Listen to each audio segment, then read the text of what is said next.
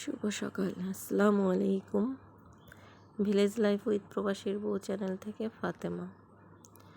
প্রতিদিনের মতো আজকেও নতুন একটা ব্লগ ভিডিওতে আপনাদের সবাইকে স্বাগত। আশা করছি সবাই ভালো আছেন। আল্লাহর অশেষ রহমতে আপনাদের ভালোবাসায় আমরাও ভালো আছি।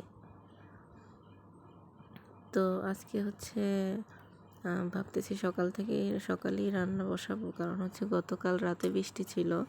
বৃষ্টি আর প্রচণ্ড বৈশাখী বাতাস ছিল। সেজন্য আজকের আবহাওয়াটাও দেখতে পাচ্ছেন আপনারা যে মেঘলা মেঘলা। তাই আমি সকাল সকাল একটু রান্না বসানোর চেষ্টা করছি, কারণ বৃষ্টি যদি নামে আমার মেয়েকে নিয়ে এখানে রান্না করা ঝামেলা হয়ে যাবে, ও বারবার পানিতে নামতে চাইবে। তাই জন্য আমি রান্না আগেই বসাই দিছি, যে এখন শুকনো বাহিরে খেলাও করতে পারবে। আর এটা বেশিক্ষণ হয়নি, রান্না বসানোর কিছুক্ষণ পরেই বৃষ্টি শুরু হয়েছে, অল্প অল্প ঝিরিঝিরি বৃষ্টি। তো এর মধ্যেই আমি রান্না করতেছি। তারপর আমি আজকে রান্না করবো গতকাল যে লতি রান্না করছি গাছের, তো ওগুলো দিয়ে চিংড়ি মাছ আর পাঙ্গাস মাছ ভুনা করবো মেয়ের জন্য। আর এই তো আমি রান্না করতেছি। রান্না করতে করতে আপনাদের সাথে দুইটা কথা শেয়ার করব। আসলে বৃষ্টি পছন্দ না এমন কোনো মানুষ নাই। আসলে বৃষ্টি এমন একটা আল্লাহর রহমত, যে মানুষের প্রচণ্ড গরমের পর একটা স্বস্তির বৃষ্টি যদি আসে, আসলে আলহামদুলিল্লাহ আলহামদুলিল্লাহ। তেমনটা আমাদেরও কয়েকদিন যাবৎ ভালোই গরম ছিল।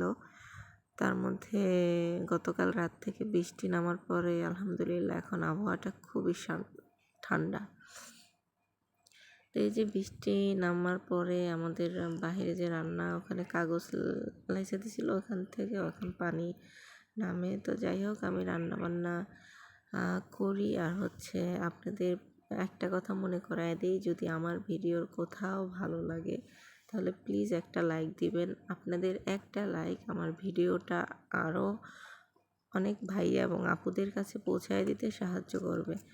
তো এই তো আমার রান্নাবান্না শেষ করে আমি এখন অপেক্ষা করতেছি কখন বৃষ্টি থামবে আর বাকি কাজগুলো আমি করব। বাকি কাজ বলতে আমার হাঁস মুরগি, তারপর কবুতরকে খাবার দিতে হবে। তো আমি এখানে বসে বসে বৃষ্টি উপভোগ করতেছি। কিছুক্ষণ পরে বৃষ্টি থামার পরে আমি চলে গেলাম আমার পায়রির কাছে, আমার নতুন অতিথির কাছে। তারা অপেক্ষা করছে যে কখন আমার মালকিন আসবে, আমাদের খাবার দেবে। পানি ছিল, আমার শ্বশুর আব্বা দিয়ে গেছে। আর আমি এখন দেখতেছি ওদের কালকে যে নিচে ধান দিছিলাম, সে ধানগুলো আসলে শেষ। তাই আমি ওদের কিছু ধান দিলাম। একটা মাটির পট ছিল, এটা হাঁড়ি, তো এটা ভেঙে গেছে। ভাবছি এখন আপাতত এইটাই দিই, বাজারে যাওয়ার পর আমি ওদের খাবার পানির পট নিয়ে আসবো। আপাতত এইটাই চলুক। তো ওইটাই ধান দিলাম।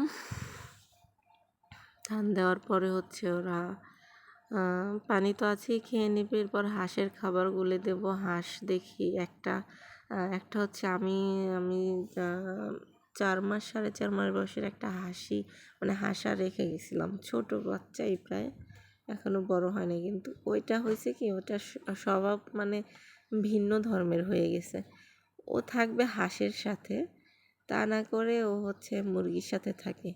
সেজন্য ওকে বেঁধে রাখছি আমি যে খোপের মধ্যে। আর এই যে এদিকটায় আমার পায়রা, আমি একটু ধরতে চাইছি, দেখেন আমার ছিটকা মারে, আমার পছন্দ হয় না বোধহয় তার। এতদিন অন্য মালকিন ছিল, এখন আবার নতুন, এজন্য সে রাগ করে বলতে সে আমার হাতে আসবে না। দেখা যায় কি, পালক এই পশু পাখিগুলো এমন একটাই, যে ওদের যত সান্নিধ্যে যাওয়া যাবে, ওদের ধরা খাবার দেওয়া, তত ওরা একসময় দেখা যাবে ওরা আপনি হাতে আইসা বসবে। আর আমার এই পায়রাটা, এটা পায়রাই সম্ভবত, আমি তো চিনি না এখনো, তাই আনুমানিক বলতেছি যে পায়রাটা একটু খোর দেওয়া আছে। খোর দেওয়া বলতে পশম ফুলানো, তারপর কেমন একটু মাথা নুয়ে থাকে। আমার টেনশন আছে যে কি না কি হয়। এই তো এদিকটা আমার মেয়ে আমাকে খোপের কাছে দেখে এখন সেও বাহিরে নামবে, এত পরিমাণ দুষ্টু। যে ওরও বাহিরে নামা লাগবে, কিন্তু ও তো জানে না যে কাদা বা স্লিপার, ওর পায়ে যদি একটু কাদা লাগে না তাহলে বলবে আম্মু গু গু, মানে পায়ে যে ময়লা বা কাদা ওইটা বলে না, যে যে ভাষায় বুঝে আর কি। তো পায়রারে খাবার দিয়ে আমি আমার হাঁস মুরগিরে খাবার দিতেছি। এখন আমাদের বর্ষাকাল হয় নাই, যখন বর্ষাকাল হবে তখন আর ওদের খাবার দিতে হবে না, তখন ওরা কোলায় যে আমাদের শামুক, বিভিন্ন মাছ, মানে এগুলো খাইয়েই ওরা প্রায় মাস 3 ওদের ঘরে রাধার প্রয়োজন হয় না। তো ওদের খাওয়া দাওয়া করে গোসল সেরে তারপর আমরা দুপুরে খাওয়া দাওয়া করবো, মেয়েকে ঘুম পাড়াবো। দেখি কতদূর কী করা যায়। এখনও তো বৃষ্টি আবার থেমে গেছে, আবার আসার সম্ভাবনাও আছে। আকাশে প্রচুর প্রচুর মেঘ, আর যখন বৃষ্টি আসে না, মানে ঝড়ো বাতাসও আসে, একদম ঠান্ডা লাগে, মনটাই আসলে শীতল হয়ে যায়। তো যাই হোক, আজকে হচ্ছে বৃষ্টি মাখা একটা দিন গেল। একটা ছন্দ হবে এটা, বলতে ইচ্ছে করে যে বৃষ্টি তুমি ছুঁয়ে দিও তাকে, প্রতি মুহূর্তে আমি ভালোবাসি যাকে। আসলেই সত্যি, বৃষ্টি নামলে প্রকৃতি তার নতুন রূপে সাজে, ধুলো বালি ময়লা আবর্জনা সব কিছু ধুয়ে ফেলে, এটা হচ্ছে একদম পরিষ্কার করে দেয়। আসলেই মানুষের মনও যদি এভাবে পরিষ্কার হতো বৃষ্টির পানিতে ধুয়ে, খুবই ভালো হতো। যাই হোক, এভাবে আমি আমার ভাসুরের মেয়েকে উঠায় দিলাম আমার মরিচ খেতে, মানে কয়েকটা বোম্বাই মরিচ দেখছি যে গুড়ি গুড়ি পাকছে, এতদিন তো বাড়িতে ছিলাম না, তো জানিও না। তো মরিচ উঠানোর পরে আমরা যে গোসল করে খাওয়া দাওয়া করে ঘুমাইয়া মেয়েকে নিয়ে আবার বিকেলে একটু ঘুরতে বের হয়েছি। মানে তার যদি একটু বিকেলে হাঁটতে না বের হয় তাহলে সন্ধ্যার পরে জ্ঞান জ্ঞান জ্ঞান জ্ঞান করে।